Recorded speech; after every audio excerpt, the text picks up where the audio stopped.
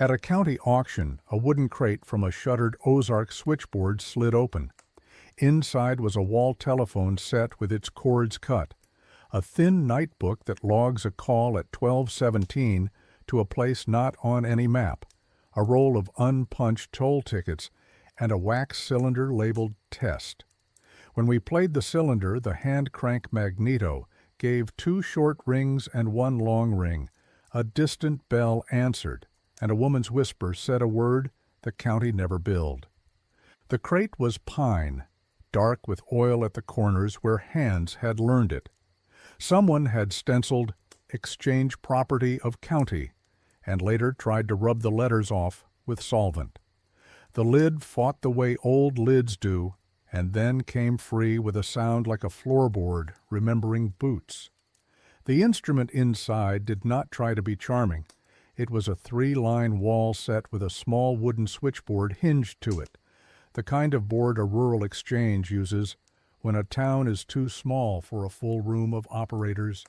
The porcelain binding posts at the top carried fine black soot, not stove fluff, but the greasy film that collects when a line has carried more current than the manual allows. 2 cord pairs lay coiled under a folded linen map.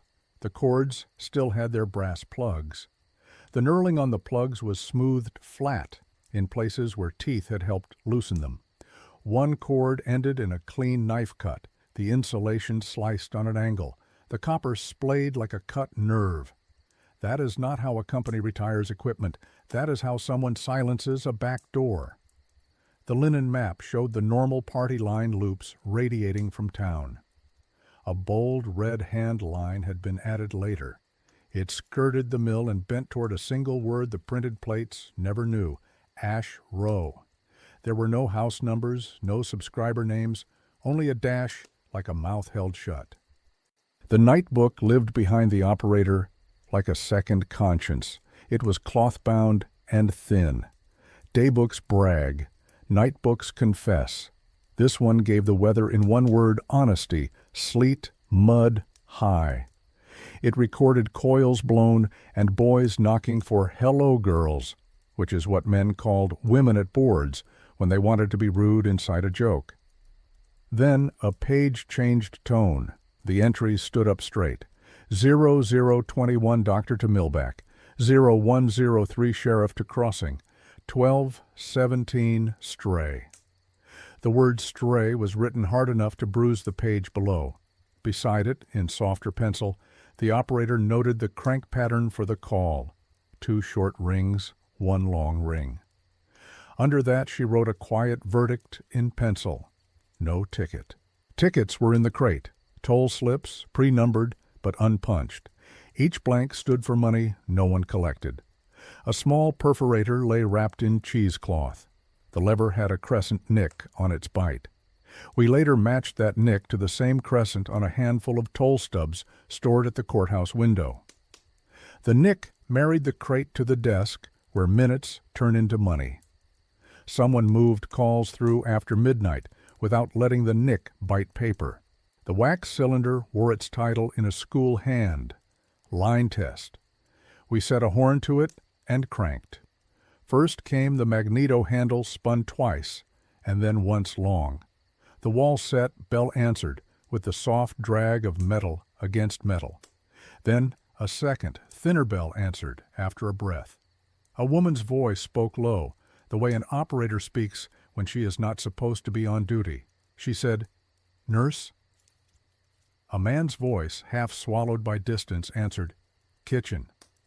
Those words are ordinary, and that is why they are hard to shake. A county does not bill kitchen calls at 12:17. A mill does not admit to nurses in a row of shacks. It calls temporary. The magneto itself was nickel-plated and honest. Its handle had a small groove worn by a thumb. When we spun it, the armature whine complained like an old dog standing up. The drop shutter, the small metal flag that falls when a line rings, hung half down. That is what happens when a board is used hard after a manager thinks it is dead. The 3 line jacks wore bright rings where plugs had gone in and out, more times than the balance sheet was willing to honor. 3 loose objects were wedged in a corner. A porcelain insulator showed a black kiss where a nail once held it. A short twist of copper wire had a green freckle where rain had found a bend and a hand had worried it 100 times. A tin coil tag stamped with the number 3 explained the rest. In small exchanges, the operator steals a little extra battery by shifting the coils when a distance is longer than the book likes. If you want a call to be invisible, you borrow power.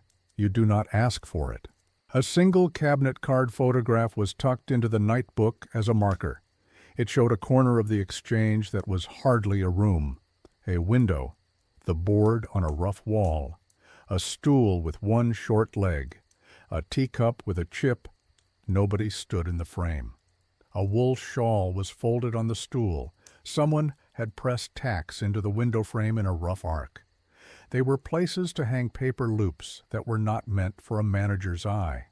One loop still hung brittle and gray. You could read the dents left by a soft pencil, nurse, kitchen, millback. The cylinder had already given us those words. Now the window gave us their place in the room. You can read a switchboard the way a farmer reads weather.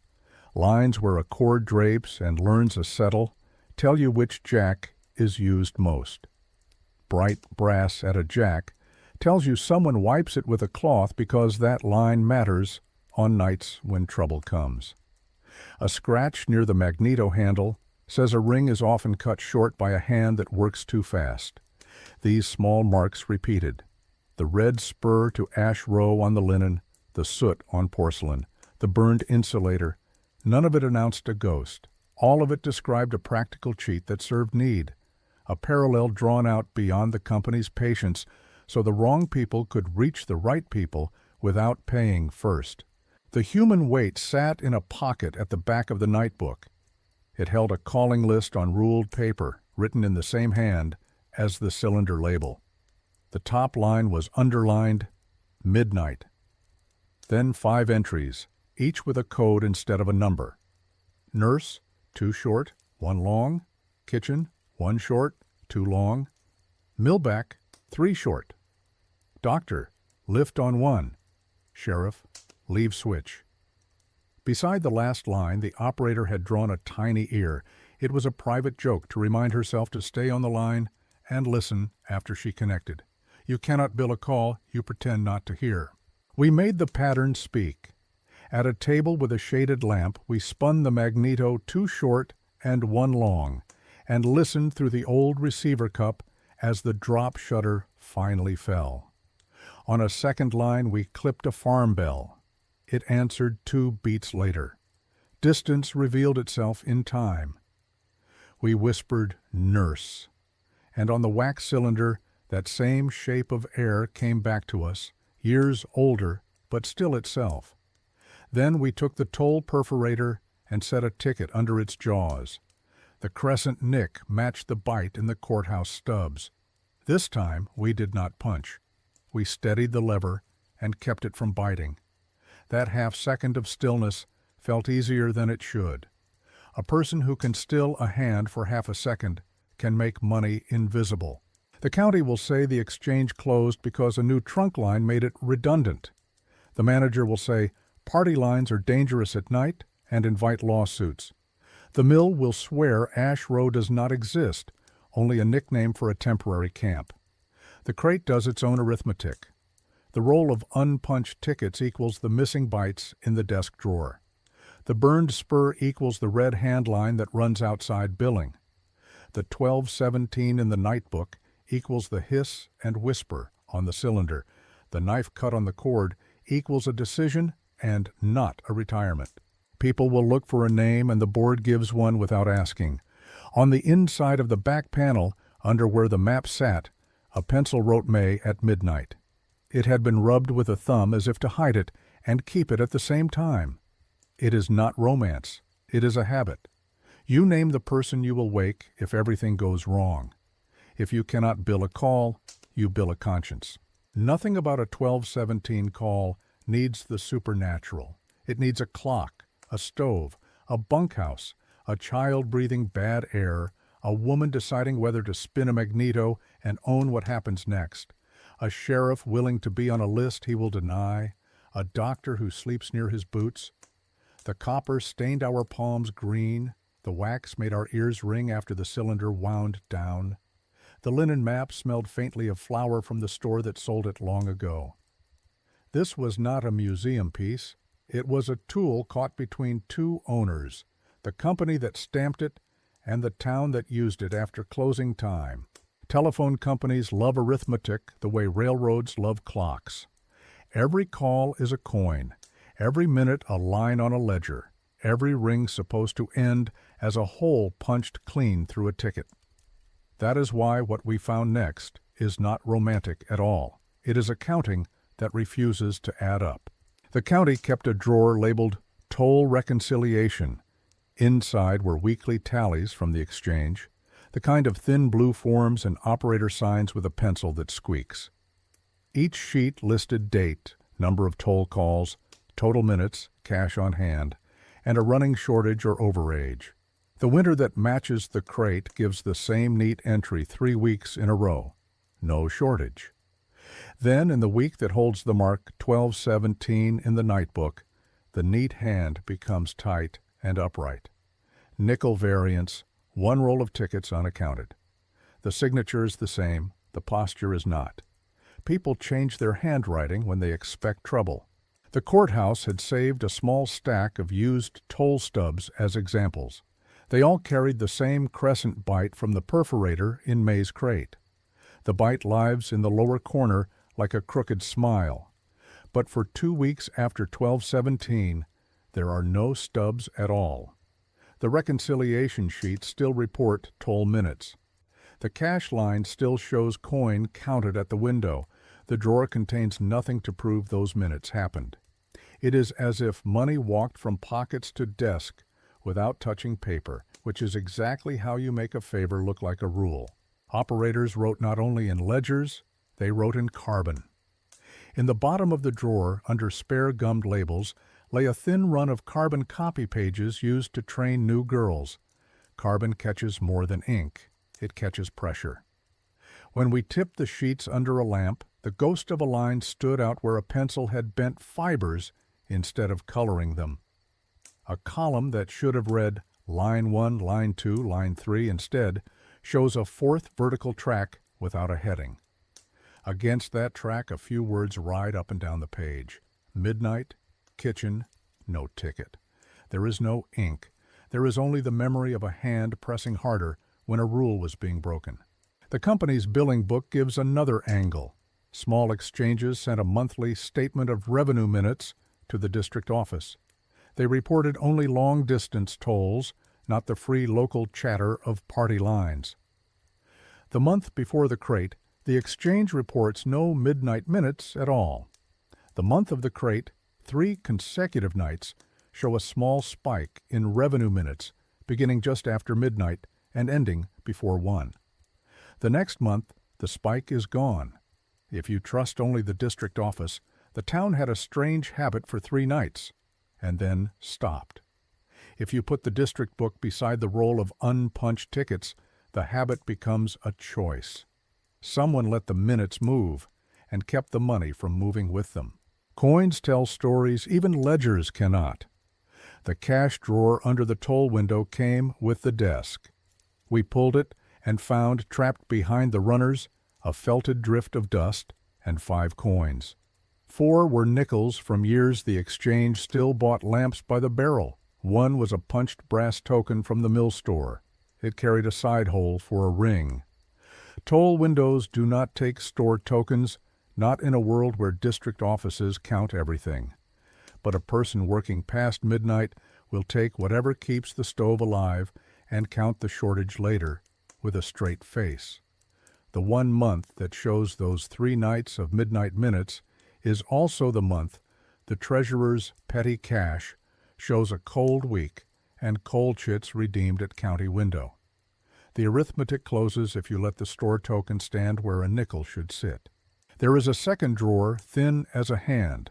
It holds trouble slips on pre-cut paper. Line week, magneto drag, crosstalk on party. Most are scribbles without consequence. One carries a date we already knew, the same winter night, and reads, Ash Row Spur presents intermittent. Avoid ringing more than needed. The slip is signed with 3 letters only. Anyone in the district office would laugh at a slip like that. It names a place the maps refuse. It instructs an operator to be gentle with a line that does not exist. To a person in the room at midnight, it is nothing but common sense. The exchange's revenue book includes a page for coin box collections at pay stations. Rural lines rarely had pay stations. They had kitchen telephones people treated like furniture. Still, the book dutifully shows 2 coin box collections.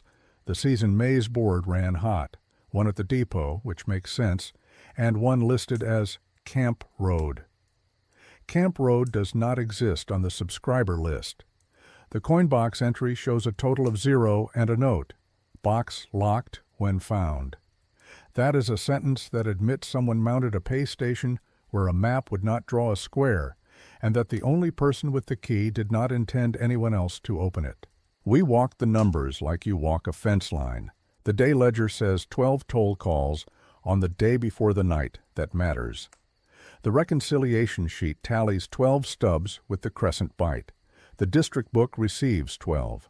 The next day shows 10 toll calls in the sheet and 10 stubs in the drawer, but the district book receives 13.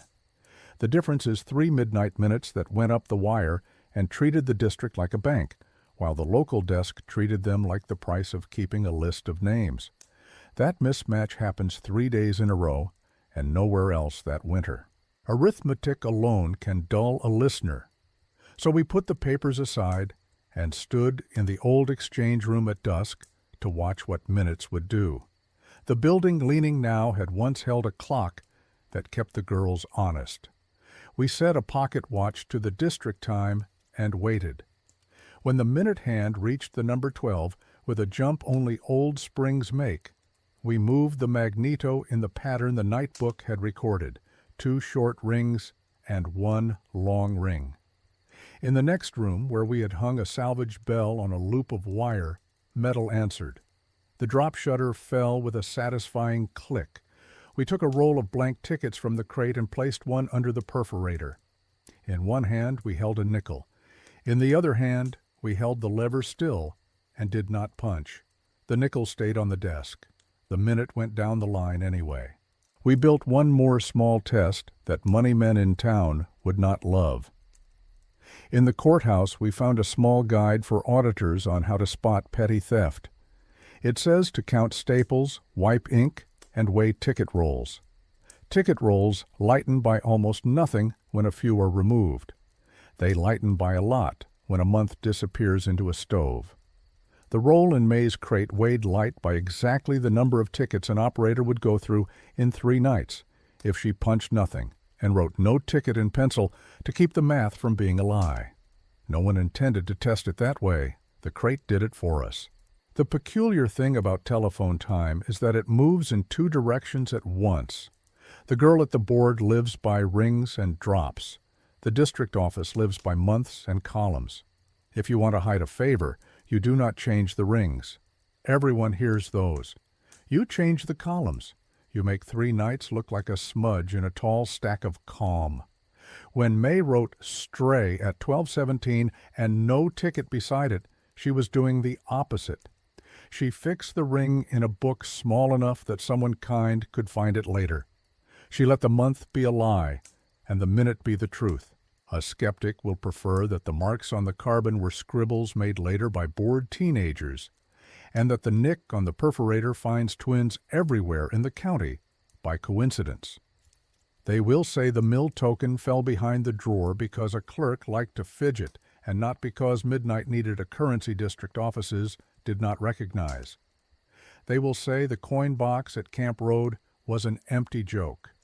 That is possible if you ask each item to speak alone. Together they take turns and they tell the same story, minutes that moved without tickets and the quiet decision to let them. The exchange never wrote Ash Row on a subscriber list because doing so would make a department head visit. It never built a report for a call that began at 12:17, because doing so would add fines to a budget with no room to pay them. It did something else. It taught a person at a board to ring just enough to make a bell answer, to listen long enough to know whether the voice belonged to a kitchen, a bunkhouse, a doctor, or a man who kept a badge under a coat, and to take her hand off the perforator lever just before the bite. Numbers can be erased. Minutes live in hands. The wax cylinder was the only part of the crate that felt like a voice trapped in a jar. Its paper sleeve said, "Line test," in a steady school hand. We set a playback horn on a crank machine, brushed the dust from the groove, and wound it until the flywheel settled into its clean, even whir. What came out was not music. It was a working night. First we heard the hand crank magneto, 2 short rings, then 1 long ring. The rhythm had a shape. 2 quick strokes that lift and stop, a longer third that rides. The wall bell we brought from the crate answered with a dry metal kiss. 1 breath later, a thinner bell answered from farther down the line. The distance between bells was small but real. It was the sound of wire measuring space in seconds. Then a woman spoke very near the horn, as if she knew the recorder was close.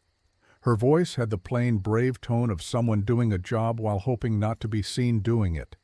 She said 1 word that hung in the hiss like a password: "Nurse." A man answered in a careful whisper from the far side. He said, "Kitchen." The exchange of 2 words took only a second, but it told us almost everything. Those words live in a place the county does not bill. Wax is honest about its scars. The cylinder carried a faint scrape through the middle third that made the bells flutter. We matched that scrape to a small chip on the recorder's stylus. The flaw made a signature that let us say the test was not a modern performance. It was made on the same rig that scuffed it. That kind of small, dumb proof matters in a story that tries to stay grounded. We slowed the crank and listened again. 2 short rings, 1 long, a click of a plug seating in a jack, another ring a little softer, likely on a parallel line. A breath from the operator, then a second pattern, 1 short, 2 long. The far bell answered the second code, and the man's whisper returned, the shape of his words the same, even when our ears could not make them out. The night book had written those patterns as notes. Now the wax made them live on the wire. Codes are not superstition in early telephone work. They are labor. You use them when a line must carry a purpose without attracting attention. We took May's calling list from the back pocket of the night book and set it beside the horn. Nurse, 2 short, 1 long. Kitchen, 1 short, 2 long. Millback, 3 short. Doctor, lift on 1. Sheriff, leave switch. The last 2 told us something extra. Lift on 1 meant the doctor kept his receiver off the hook at a certain hour so the board could drop him in without ringing his house awake. Leave switch meant the sheriff had a private wire at the office and needed only the board to bridge him, no bell at all. That is how a town solves problems when it cannot buy a second exchange. We cut a clean piece of wire and built a small loop so we could test the codes without abusing the old board. The hand crank gave the same 2 short rings and 1 long, and the training bell in the next room sang on cue. We counted the delay as steady as a metronome. Then we hung a second bell in the hall to act as the millback spur. 3 short rings woke that bell and not the first. The separation was not perfect, but it was enough to keep a kitchen from answering when a bunkhouse needed help. For the first time, the map's red handline and the night book's thin words behaved like a working design. The cylinder gave us one more lesson.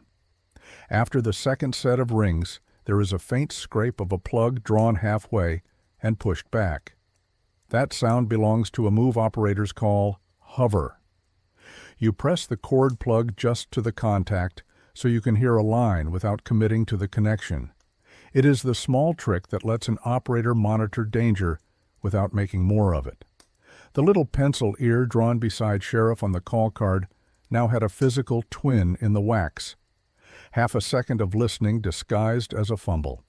We also needed to know whether this test record was made to remember a working pattern or to show off for a manager. The cylinder held no names, no trial, 1, 2, 3, no laugh at the end. It was all business. Lion's share of the groove was the codes and the breathing silence between them. That is what a person records when her plan is not to impress, but to leave a simple, repeatable method in case she is not the one on the board the next night. The cylinder did not sing in a vacuum. It had to fit the other pieces. We set it beside the unpunched toll roll and the perforator with the crescent nick. We placed the small porcelain insulator on the table and the coil tag stamped with the number 3. Then we traced the timing the cylinder suggested. The first rings call the nurse, the second rings call the kitchen, the third code, 3 short, calls the millback line. The operator listens to be sure she has the right place. She does not punch the ticket. She writes nothing the district office would respect. She uses the coil to borrow a little extra battery if the spur drops weak. She keeps the call moving until the minute has done its work. We needed a scene that a listener could hold in a single image, so we staged the board by lamplight. The room had only enough heat to keep breath thin. The magneto crank sat easy under the right hand. The left hovered over the plugs. The bell on the training loop stood on a crate by the door. 2 short rings, 1 long ring. The bell answered in the hall. Nurse, kitchen, millback. A hand on the coil, 1 notch more battery, a soft line reaching past a map that pretends there is nothing to find. When we let the perforator's lever fall without biting, the minute still went where it needed to go. That is the quiet violence of a small rebellion done well. It does not call itself rebellion. It calls itself duty after midnight. We also checked the cylinder's speech against the paper voices of the time. In an operator's handbook from the district, the sample phrases at the back center on how to bill a toll call, how to seize a trunk line, and how to refuse a rude party line neighbor. There is one tiny paragraph about emergency calls. It says to connect the doctor without delay and to notify the sheriff if public safety is at risk. It says nothing about billing those calls. It says nothing about shacks no one drew. It does say the operator must use judgment and maintain decorum. Those 2 phrases are the space a whole night can live inside. The last quarter of the wax held a surprise. After a long hiss of empty groove, a voice close to the horn said, 1217, then Mark Stray. The tone was flat, almost like dictation. It sounded like a person making a note to herself at the end of a training record, so that no one else could pretend not to see it later. We compared the voice to the first nurse in the cylinder. The shape of the vowels matched. May likely spoke both. That made the label on the back panel mean more. May at midnight was not a nickname for a shift. It was the way the room talked about the person who carried the hour in her hands. A skeptic could still ask why a cylinder exists at all, if secrecy mattered. The plain answer is continuity. Small exchanges fall apart when one person gets sick or quits. A simple record of how to ring and in what order is not a confession. It is a tool. We found no cylinders for daytime work. The only one left carried a night routine that did not belong to the rulebook. That told us this copy was kept for the person who would have to fill May's chair in the 1 hour when a mistake would matter most. There is a neat piece of physics at the center of the code. 2 short rings and 1 long ring do more than pass a message. They mark time. The long ring keeps the line alive past the chatter of a party system that likes to drop a call if no one speaks. It also helps a person counting steps in the dark tell where she is in the pattern. The cylinder turned that small trick into a habit you can hear. It made the pattern a clock inside the clock. By the end of the day, we could do the calls with our eyes shut. 2 short rings and 1 long. Nurse answers, 1 short and 2 long. Kitchen answers, 3 short. Millback answers, Lift on one. Doctor comes in cold and ready, leave switch. The sheriff's desk wakes without a house waking with it. No tickets move, no cash clicks. No name like Ash Row appears on a subscriber list the district could waive in a meeting. A town solves its hardest minutes by turning a line into a promise and a promise into a routine. The cylinder goes quiet with a soft tail of hiss, the kind that sounds like a stove going low. We laid it back in its sleeve, the words "Line Test" still neat at the top. One roll of tickets stayed unpunched on purpose. The insulator still smells of smoke. The coil tag is cool in the hand. Everything about the code is ordinary until you realize it holds a place no map will carry. That is the real charge of what May left behind. She did not invent a mystery. She taught a method and trusted a small town to use it without writing it down where the day could see. Maps lie by omission. Poles do not. A pole line keeps its diary in wood and porcelain, and if you walk it slowly enough, the entries read themselves. We started at the depot and followed the telephone route where it shadowed the rail. Old poles stood like tired teeth at uneven intervals. The cross arms were long gone, but the bolt holes were still round and clean, and the climb nails showed a rhythm only a lineman's body would choose. Higher on the side he favored, a skipped step where a bad ankle once needed mercy. On every third pole, a ceramic bell insulator still clung to a lag screw. Porcelain tells you whether a line worked hard. New it is milk white. After years of heavy current, the glaze turns the color of tea, and the skirts pick up a soot that does not wash off with rain. These wore tea and soot. Half a mile out, a pole wore a number stamp, 19 on a brass tag nailed low. A second tag hung beside it, stamped with a triangle. Triangles mark a junction. No drawing from the district office shows a junction here. The wood said otherwise. 2 sets of bolt scars crossed on the south face where a second crossarm had once lived. Close set holes a hand's breadth apart. A junction that small is not for a trunk. It is for a spur someone kept quiet. Downhill from that pole the ditch cut deeper, and the ballast thinned into soil that remembered feet. A dark wound ran up one side of pole 20, a char spiral as neat as rope. Lightning makes a blowout. This was not lightning. Lightning travels from sky to ground, bursting wood and throwing chips. This spiral climbed from the base upward and licked past the level where a drop wire would have been tied off. Burn comes from load when a spur drags too much current for too long, coil boosted from the board to reach a distance the company never planned. The char stopped just above a nail hole where someone had once hung an iron triangle bell, the kind you could ring by pulling a rope. The nail hole had a rust stain, shaped like a tear. We found the bell rope before we found the bell. It was a remnant of braided cotton stiffened with age, tied at one end to a split ring.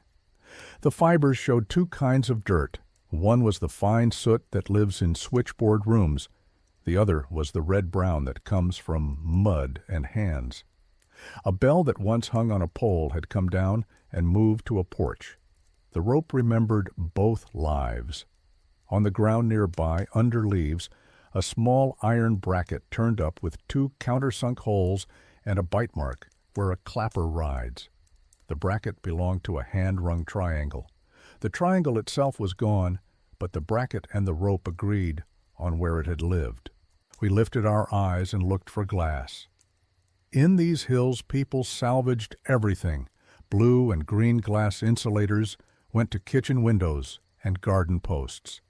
What gets left is the chipped and the blackened. Behind pole 21, a boy once shot bottles. We could see the glass scars on the rock.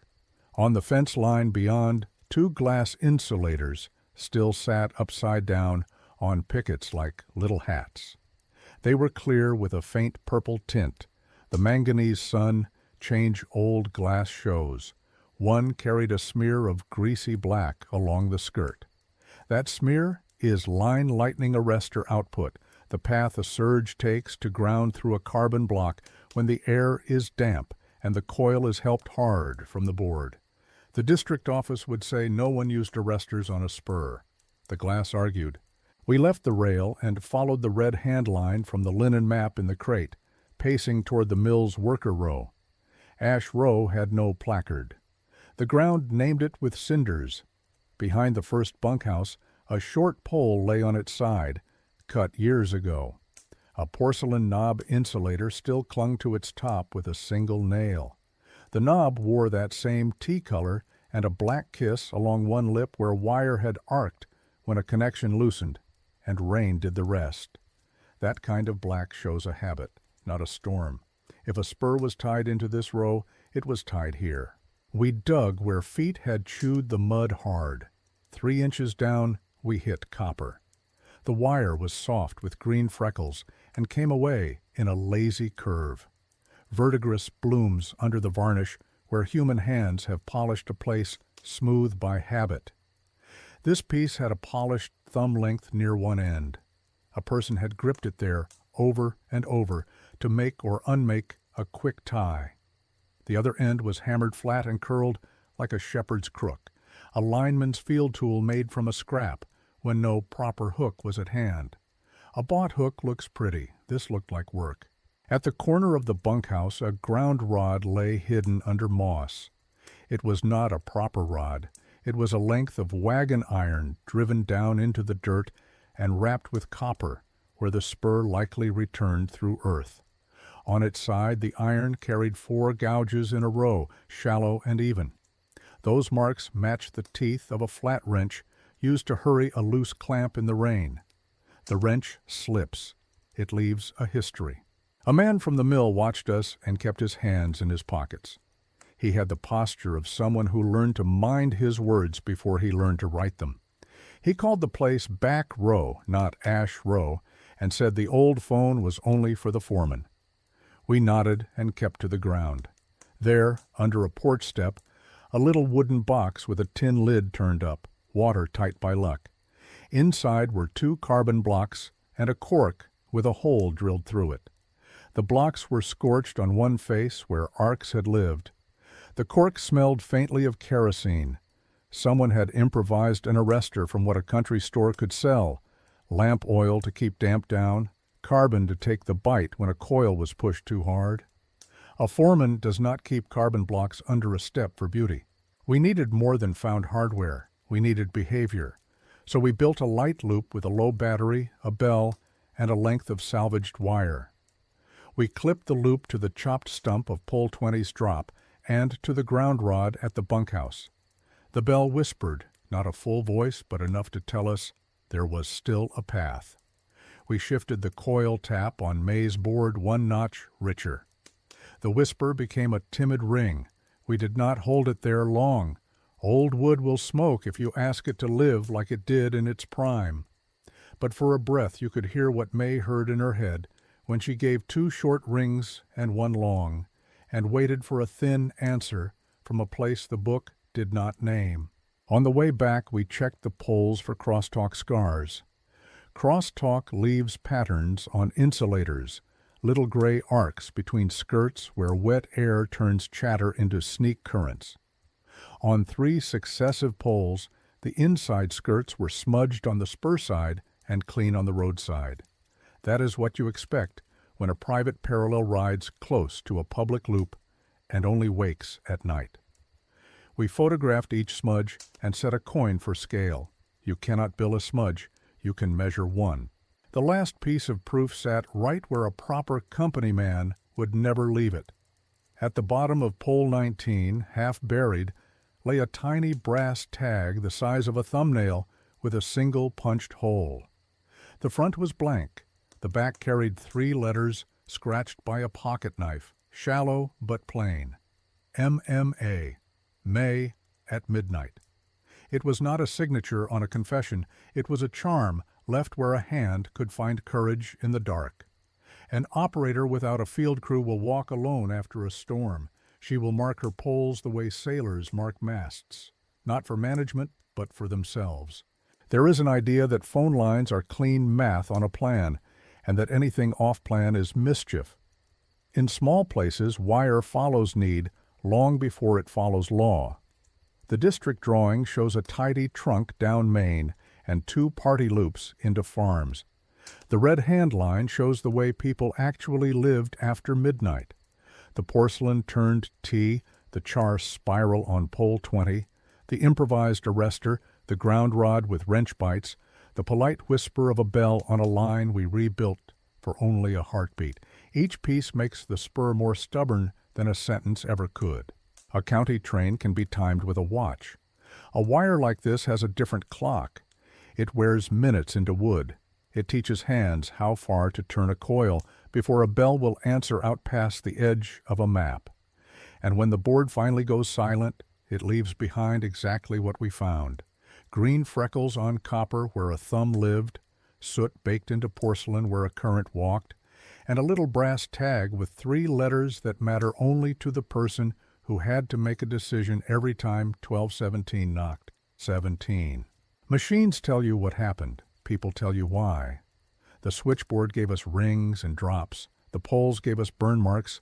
But the hour at 1217 belonged to a few hands that learned to move without asking permission. We went looking for them in papers and rooms that still remembered their names when ledgers did not. May was easiest to find because the board kept her handwriting.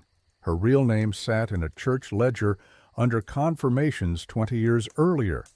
The same hand, a little tighter, signed 2 school forms for attendance excused for illness in household, the phrase women used when someone else's trouble became their own time card.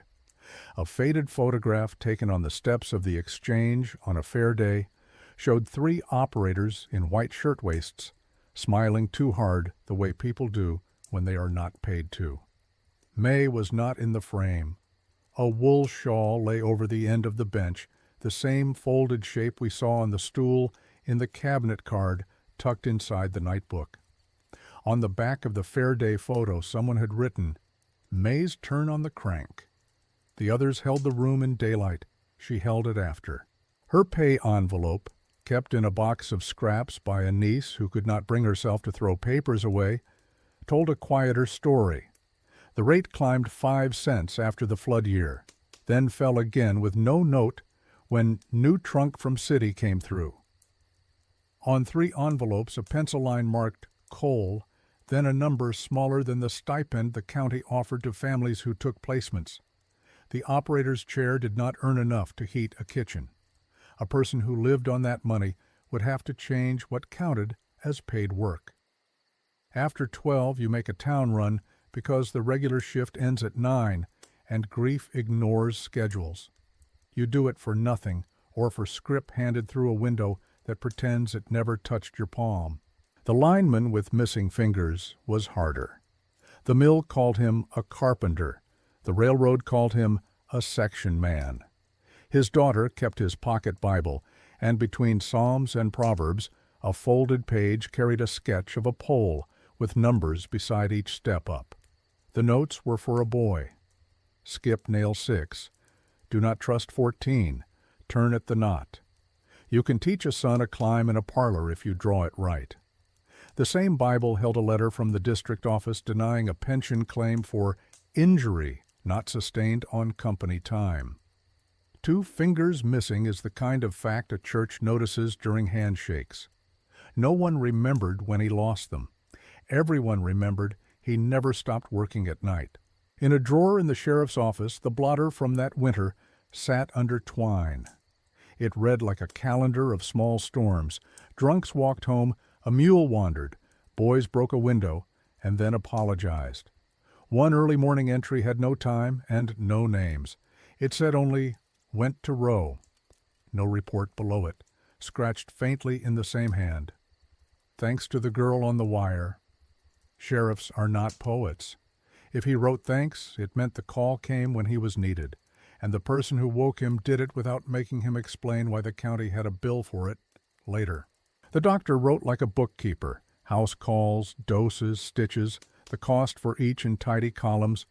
Winter visits to Camp Road showed a dash where the fee should be and a note, settled in kind. settled how. Bread. Wood. Sometimes nothing, if the sickness was a fever that already cost a family more than money.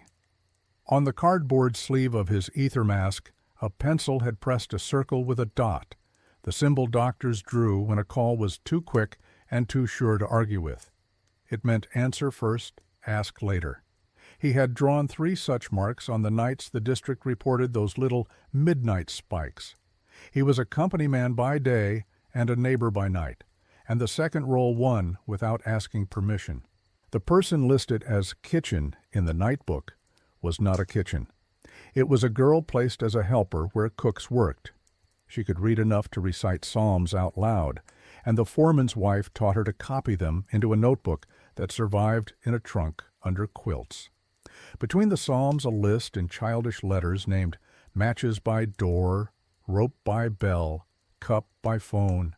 She wrote cup by phone twice, as if she wanted to remember to listen the way adults did.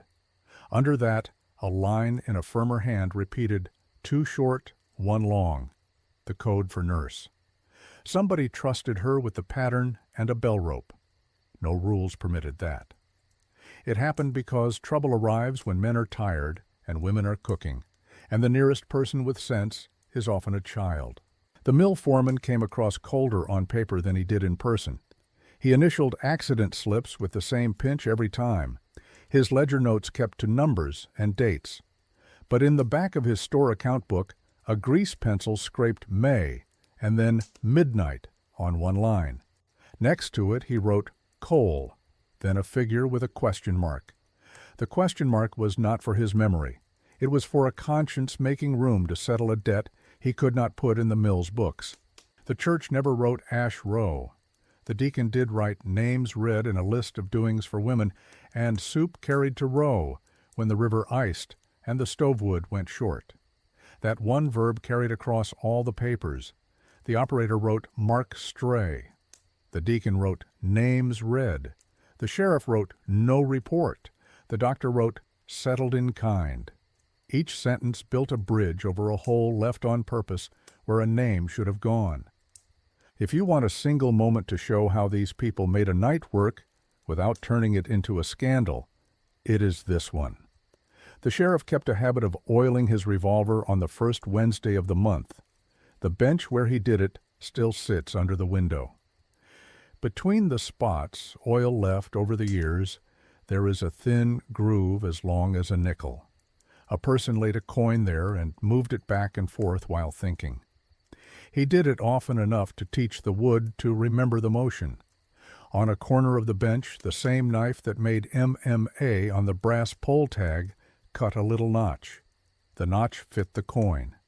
You mark a place to steady your hand. You steady your hand before you pick up a receiver someone told you to leave switch. And you listen to a woman breathe and a bell ring in the distance, and you get up before your brain has words. We asked the doctor why he used lift on one. He was old and careful, and said only that a man who keeps a house full of medicine never truly sleeps, and that he and the operator had a clear understanding about not waking a wife if a child 2 miles away needed a ride. His hand hovered over his own desk as he spoke, and you could see how easy it would be to lay it on a hook and make the line open without a sound. We also found a ledger at the county store that sold lamp oil and thread. Twice in that winter, a line read, "Charge to operator." Then, nothing. The man at the counter had written a dash where credit terms should go. He said he remembered a woman with a shawl, and that she never asked for more than a spool or 2 and oil for 1 lamp. He said she smiled without showing teeth, the way people do when they know exactly how much dignity they can afford. People like to ask whether a scheme like this can exist without a meeting to plan it. The papers here say it does not need one.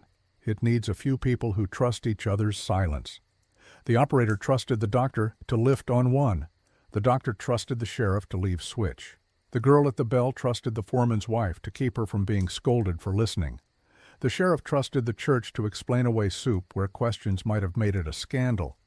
Everyone trusted the wire to hold until morning. There is a line in the midwife's pocketbook that sits with all the others. She wrote small and left room to breathe. Under a winter date she wrote, "May rang, boy fever, went by row." She did not charge for it. She drew a tiny ear beside the words, the same joke the operator drew on her call list. Women share jokes when they cannot share pay. They draw ears and they draw breath and they do the work quietly. The night that began in a crate with a cut cord becomes real when you put these people back in their chairs. May steadying a lever so it will not bite a ticket. The lineman using a wrench with teeth that leave 4 shy gouges on a ground clamp. The sheriff putting a coin in a notch so his hand will not shake before he listens. The doctor sleeping near his boots and lifting a receiver without waking the house. The kitchen girl counting rings and pulling a rope. None of them set out to hide anything. They set out to make help arrive on time. The rules took the rest of the story and sanded the names off. The wire kept the names in motion anyway. Sleet had been ticking at the window since dusk. The stove in the exchange gave up its last good heat an hour before midnight. May rubbed the magneto handle with a dry rag and set the nightbook open where the lamplight did not glare. She had already written the weather in one word, high. It meant the river was swollen and the wind carried ice. At 12:15 the street was empty. The depot cat crossed and shook one paw at a time like a person does when shoes are full of gravel. May checked the coil taps by a touch and listened to the wall-set breath. Lines hum when they are healthy. Tonight they sounded tight and far. At 12:16 the bunkhouses on the back road were still and black, except for one kitchen where a lamp burned low. The girl there had a rope looped near the door. She kept a teacup turned upside down by the telephone. When she needed to listen, she set the cup upright so heat from the lamp would not fog the mouthpiece.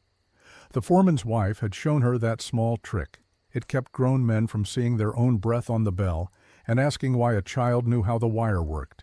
At 12:17 the coil made a small rise in the palm. People who work boards feel that swell a split second before a drop falls. May cranked the pattern she had taught into a cylinder so it would exist even if she did not. 2 short rings, then 1 long ring. The wall bell answered inside the room, a dry kiss of metal. A second bell, thin and distant, followed after a breath.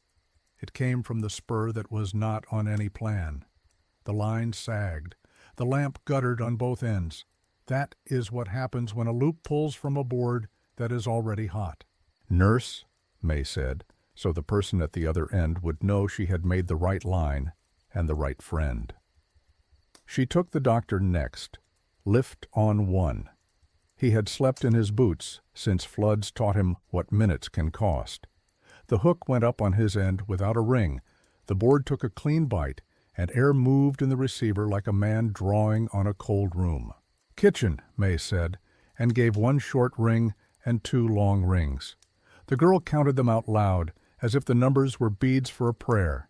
She put the cup down and pulled the rope for the triangle bell outside. The first strike slipped and made a flat sound. The second woke the row without waking the town. "Mill back," May said, and spun 3 short rings for the foreman at the tool shed line. She heard a boot across a floor and a match. She heard the way air changes in a man's mouth when he decides to go out without finishing a thought. She did not write names. She wrote strain on the line into her own shoulder and kept 1 finger on the coil to help the spur hold. The sheriff had promised to leave his office switch closed on cold nights. May did not ring him. She set the bridge and listened a half-second to be sure the click was his. He stood up from the bench with the little notch in it that fit a coin. He steadied a nickel there until his hand was quiet, and then put the receiver to his ear. The girl at the kitchen door spoke first. "Breathing bad," she said. No adjectives. Children learn the right words when adults use the wrong ones. The nurse did not waste a ring on the row. She spoke into the board. "Water on. Stove high. Open the door. I am coming." The doctor said, "I am out." And May heard the way leather talks when a foot hits a stirrup and a body follows it. The bell on the spur gave a small cry, and then went dull. The burned pole at the junction had taken all the current it wanted. May lifted her hand from the coil and set it one notch richer. The lamp dropped. The line steadied. She did not look at the ticket roll. She held the perforator lever with the heel of her hand so it would not bite by reflex. The habit was so clean that later she could not say whether she had done it or only meant to. Inside the kitchen, the girl pushed the table against the wall. Steam made white flags from the pot. She put a wet cloth over the mouth of a child who could not pull air without help. She said, "Hush," in time, with her own breath. Hush is the only word that knows how to do that. The nurse came with a shawl and a satchel. She did not knock. She put her hand on the child's chest and told the girl to keep the stove door open. Heat can be a tool and a mistake at the same time. The foreman brought in a bucket and threw out the embers that wanted to crawl out of the stove and eat the floor. He did not ask permission. He had lost a shed to a living ember in a flood year. He knew the look. Outside, the sheriff lifted his ear and heard the triangle bell die. He knew the sound of a line slipping. He put a hand on the hook to say he was there if May needed to split a call that the board did not have enough cord for. It was a small gesture. It kept a line that wanted to fail a little farther from failing. The doctor came in with ice on his mustache and a bag with more hope than medicine in it. He lifted the child the way men who were fathers before they were trained lift children. He said a sentence that exists in every language. "We will make it through this minute, and then we will make it through the next." He did not promise more. Back at the exchange, May listened with her head turned so the muscles in her neck would not lock. She felt the magneto handle cool under her thumb where sweat had rinsed the oil away in a thin stripe. She watched the drop shutter sit half down, like a tired eyelid. She had set up a small nest of objects where her right hand could reach without thinking. Ticket roll, perforator, pencil, calling card with 5 words, nurse, kitchen, millback, doctor, sheriff. She did not need to look. She had written them into the room. The spur breathed like someone trying to sleep in a sickbed. The bell answered every 50 heartbeats, a tiny courtesy the girl gave the nurse so no one would think the line had gone dead. May kept the coil where it carried without cooking the wood inside the wall. She had learned the sound of near fire on a board. It is not a pop or a snap. It is a smell like pennies and rain. When the minute that began at 12:17 finally let go, it did it the way minutes pretend not to matter. The child's breath turned from a fight to a noise like a tiny saw cutting through a soft stick. The nurse said, "Good," the way field nurses say it when they mean hold. The doctor put a hand on the table and curled his fingers under the edge so his shaking would not show to the room. The foreman backed out and hit his shoulder on the door jamb, because men forget how wide they are when a house is small and fear is large. The girl turned the triangle rope around a peg and wiped her hands on her skirt, where a towel should have been. May eased the coil down one notch. She let the lamp rise. She took her palm off the perforator lever and felt the spring want to bite and not find a ticket. She put the pencil on the notebook and wrote the words she always wrote when a call did not belong to the district office: stray. Then she wrote the time, 12:17. She closed the book halfway and left it breathing so the ink would dry without smearing. At dawn, the district office would see nothing. 3 small spikes on a monthly chart would sit like burrs the clerk would shave off with a pencil when he recopied the totals. The mill would say there was no incident. The insurance man would file a report that called the night quiet and the weather inconvenient. The county would bill no one. The row would wake with a living child and a warm stove and a door that now had a deep new scar where a bucket hit it on the way out. The board did not keep souvenirs. It kept habits. May set the receiver back in its fork. She rubbed the magneto handle with the same dry rag. She checked the coil and set it back where day work liked it. She laid a single nickel on the perforator base. Later, she would buy oil with it or give it back to a window that needed math to pretend the world is fair. For the moment, it was only a coin that had not been used to buy a minute, because minutes that matter do not belong to coin. When she finally closed the night book, she did it gently and pressed a few fibers from the page behind onto the page that carried the word stray. It made a small ghost of the letters in reverse. People who look for ghosts will not enjoy that kind. It is only paper remembering pressure. It is enough. By full morning, the ice had let go of the wires, and the poles stood the way old men stand when they hear the hymn that used to be theirs. No one would draw Ash Row on a map after breakfast. No one would write a ticket for the call that carried the room. The only proof would be the quiet marks all of them left where their hands had been. A cut in a door jamb, a black kiss on a porcelain skirt, a nick on a perforator that did not bite, a coin groove in a sheriff's bench, a night book that used one small word because the longer words could break something you do not repair by noon. People like a villain. Budgets prefer a workaround. The wire at midnight did not begin with a secret meeting. It began with small debts no one could pay cleanly and with rules that were cheaper to bend than to follow. Start with prices that do not care about feelings. The county rate for a place child was 75 cents a week for board, with coal and shoes as remitted. The mill paid boys who ran errands and store tokens worth 40 to 60 cents a week. The exchange charged nickels for toll minutes that ran past town. A winter of High River adds all three numbers together and asks the same kitchen to carry them. If you keep the rates and obey every rule, you lose the stove before March. Now set those numbers beside penalties. The telephone company fined a local agent for unbilled tolls if an auditor caught a pattern. The mill paid more on insurance when a workplace admitted children by name. The county paid claims when a minor was hurt in a county-supervised home. None of those lines wished to meet in daylight. The cheapest path for everyone was a call that moved without a ticket, a help that arrived without a name, and a ledger that stayed polite by leaving blanks. This is how a workaround learns to stand. The exchange lets 3 nights of minutes pass at 12:17 without punching paper.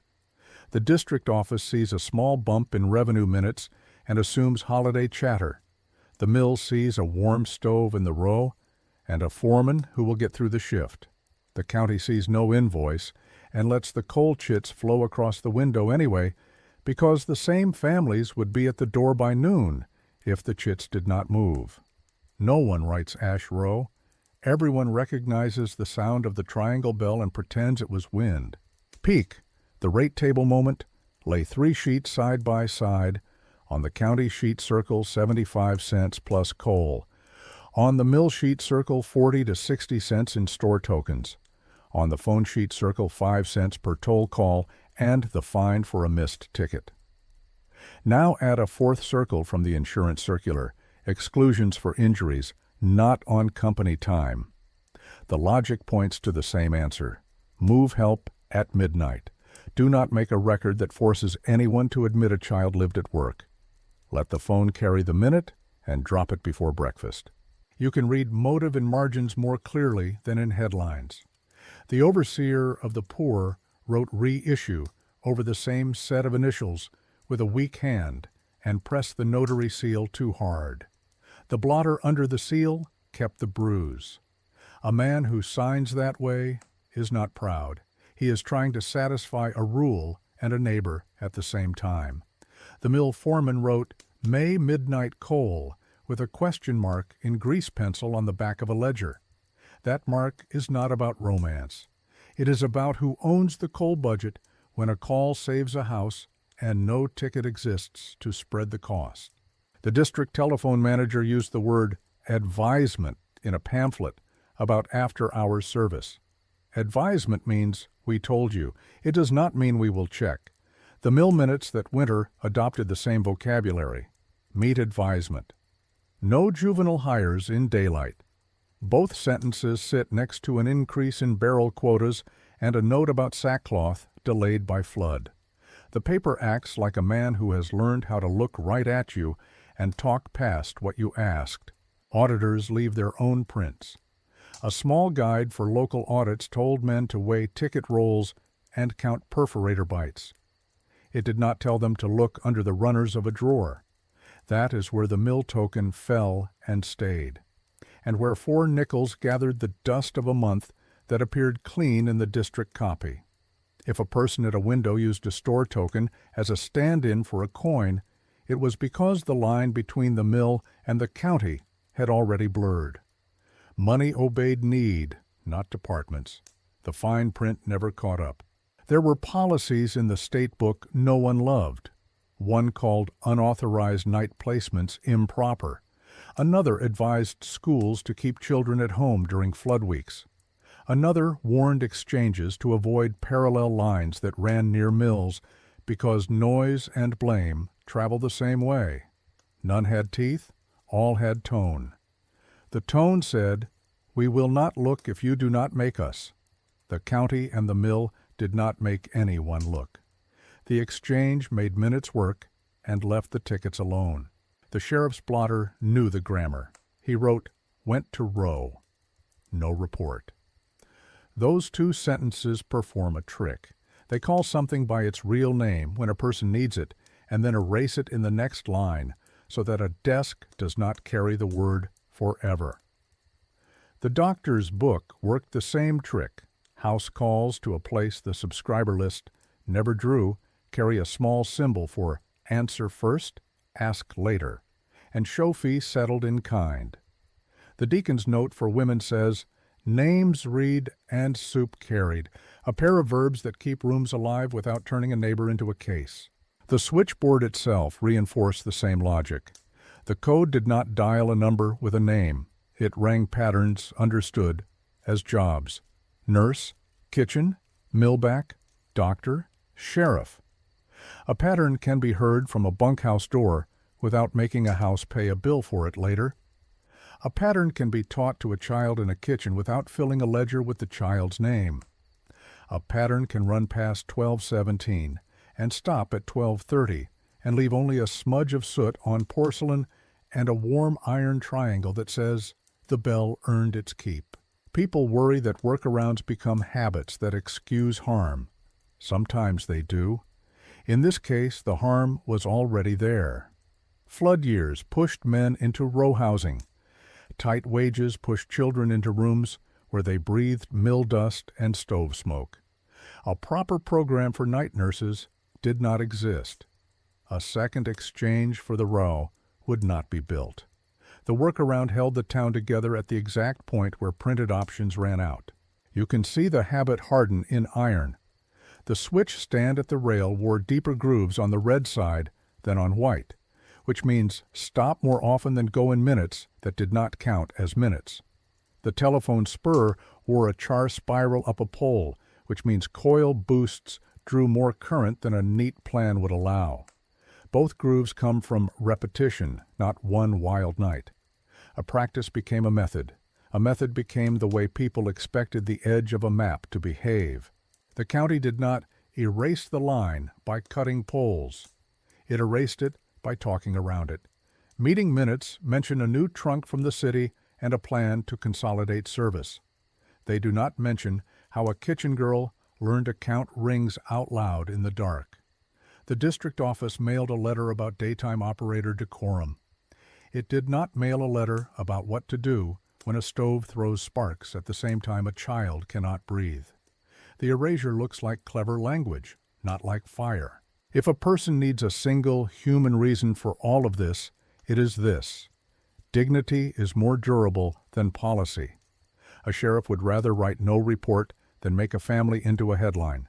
A doctor would rather settle in kind than send a bill that has to pass through 3 counters before it lands on a table without enough bread. A deacon would rather write soup carried than force a list of mouths into a vote. An operator would rather hold a liver still than put a hole in paper that will only invite a fine. Each choice leaves a small cost and a small bruise.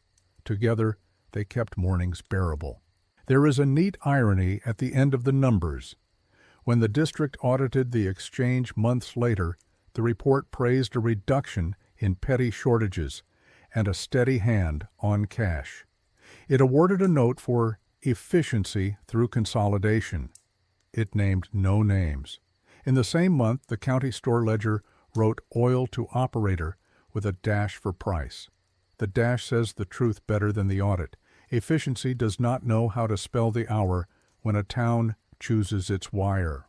By now, the workaround had its own tools, a cylinder labeled line test, a calling card with 5 words and a tiny ear drawn as a joke, a coil tag stamped 3 and moved by habit, a punch with a crescent nick that could be held still, a sheriff's bench with a coin groove.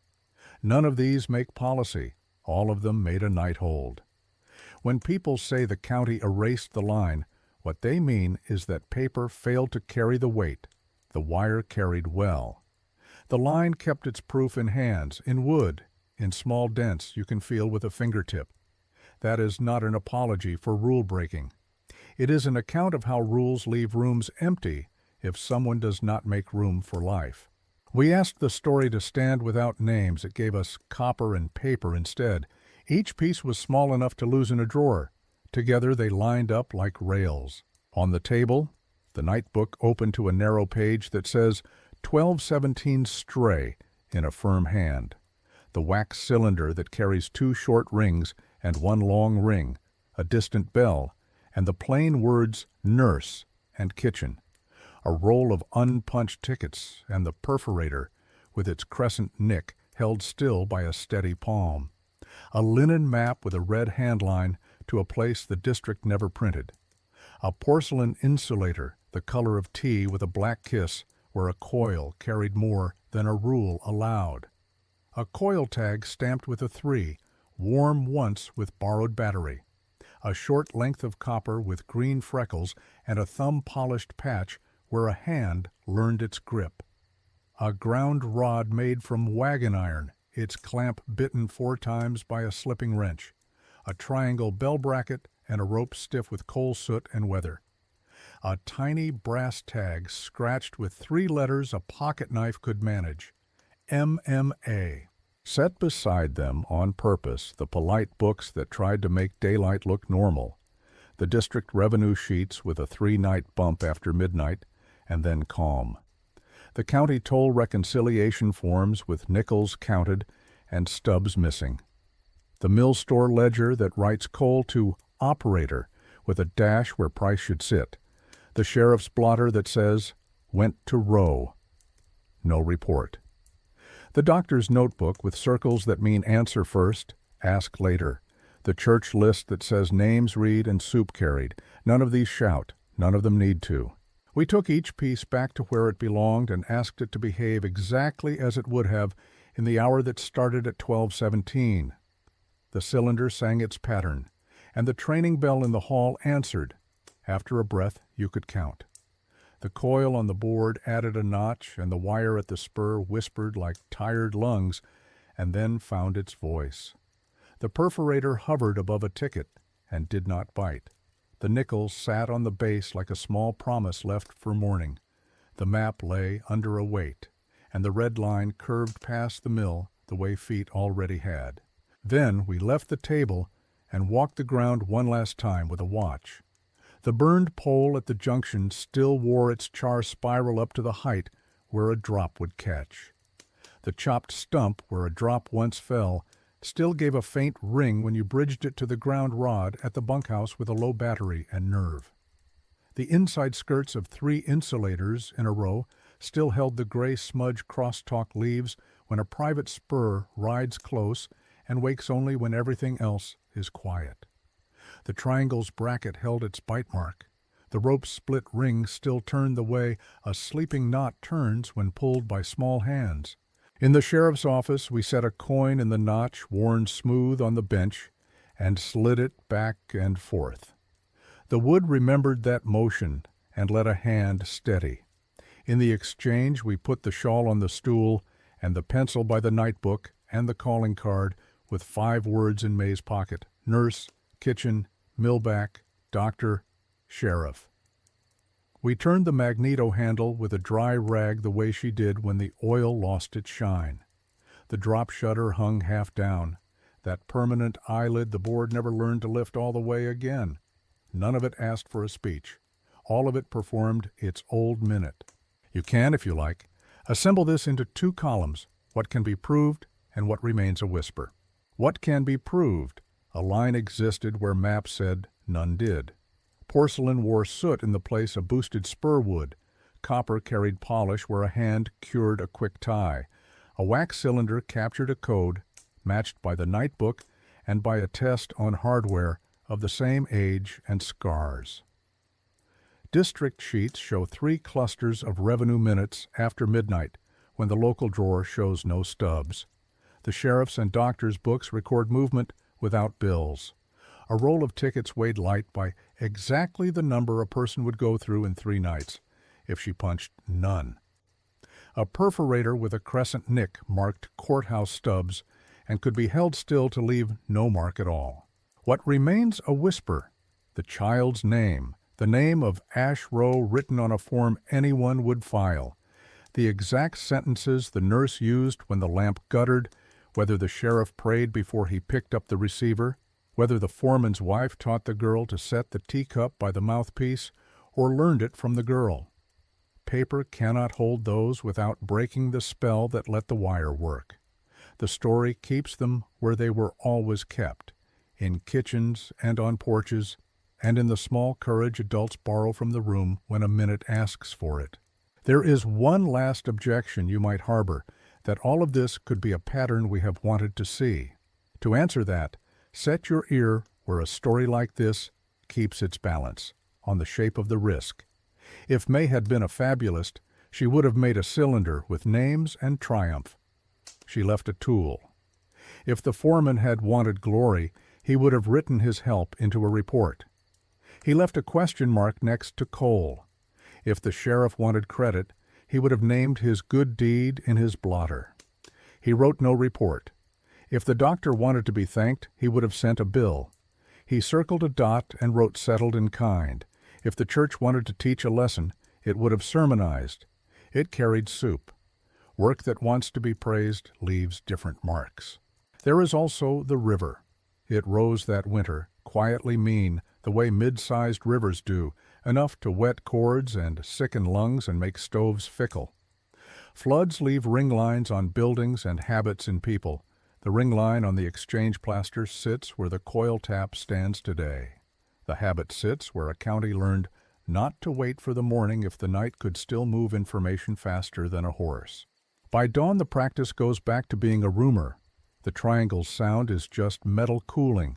The bell on the wall is quiet. The rope is a piece of string by a door.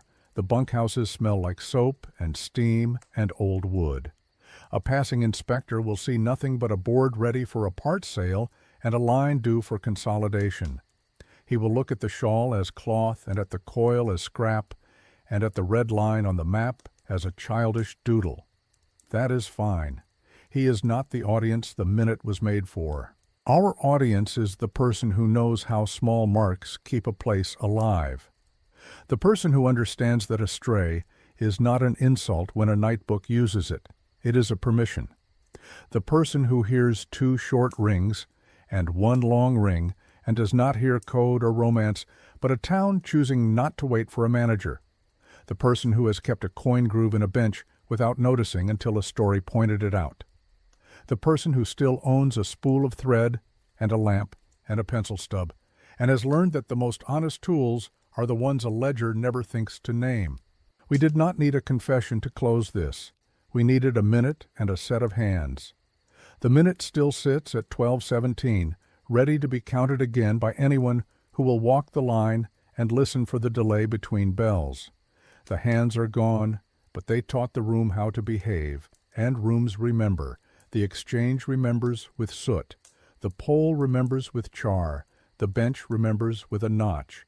The nightbook remembers with pressure you can feel when you slide your finger across the page. The cylinder remembers with a hiss that sounds like a stove going low. If you walked with us this far, you already know the ending. A town made a wire into a promise, and the promise held until morning. The county erased the line on paper. The people who needed it did not. They kept it in copper and in habit, and in a few words said softly into a receiver that no one would ever bill. If this story held you, please subscribe, and leave a word in the comments that, for you, names what that minute was.